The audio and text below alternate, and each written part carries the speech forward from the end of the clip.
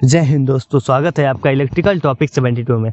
तो दोस्तों आज एक बेहतरीन टॉपिक की शुरुआत करते हैं। हाँ दोस्तों, सिंगल फेज इंडक्शन मोटर क्या है, सिंगल फेज इंडक्शन मोटर के कार्य सिद्धांत क्या है, सिंगल फेज इंडक्शन मोटर ज़्यादातर उपयोग में क्यों लाई जाती है, सिंगल फेज इंडक्शन मोटर क्यों सेल्फ स्टार्टिंग डिवाइस नहीं होती, इन सारी चीज़ों का वर्णन इस वीडियो के अंदर किया जाएगा। और हाँ दोस्तों, ऐसे ही बेहतरीन टॉपिक पाने के लिए चैनल को सब्सक्राइब कर लीजिए।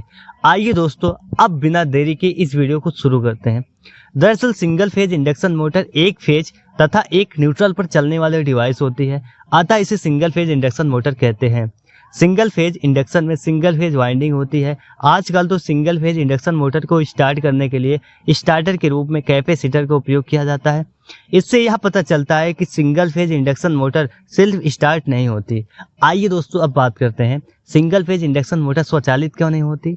अगर हम थ्री फेज इंडक्शन मोटर की बात करें तो हम देखते हैं कि थ्री फेज इंडक्शन मोटर में थ्री फेज वाइंडिंग होती है और three phase induction motor self start हो जाती है। ऐसा क्यों होता है?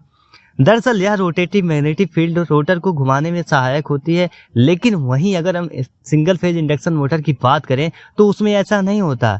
दरअसल सिंगल फेज इंडक्शन मोटर के अंदर रोटेटिंग मैग्नेटिक फील्ड ना पैदा होकर इसमें एक पल्सेटिंग मैग्नेटिक फील्ड पैदा होता है, जिससे मोटर का रोटर सिर्फ कंपन करता है।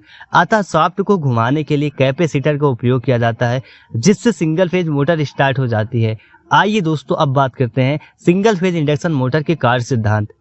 जब स्टेटर को सिंगल फेज सप्लाई से जोड़ा जाता है तब इसमें एक अल्टरनेटिंग करंट का प्रवाह होने लगता है, जिससे स्टेटर में एक अल्टरनेटिंग प्रवृत्ति का मैग्नेटिक फ्लक्स उत्पन्न हो जाता है।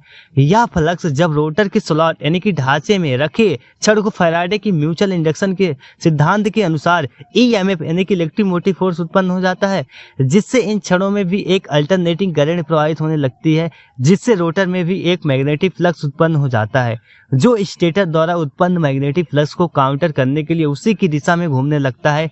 इस इंटरसेक्शन के कारण रोटर पर एक टॉर्क यानी कि बल आघूर्ण उत्पन्न हो जाता है, जो रोटर को घुमाने लगता है। ये रही इसकी वर्किंग मेथड।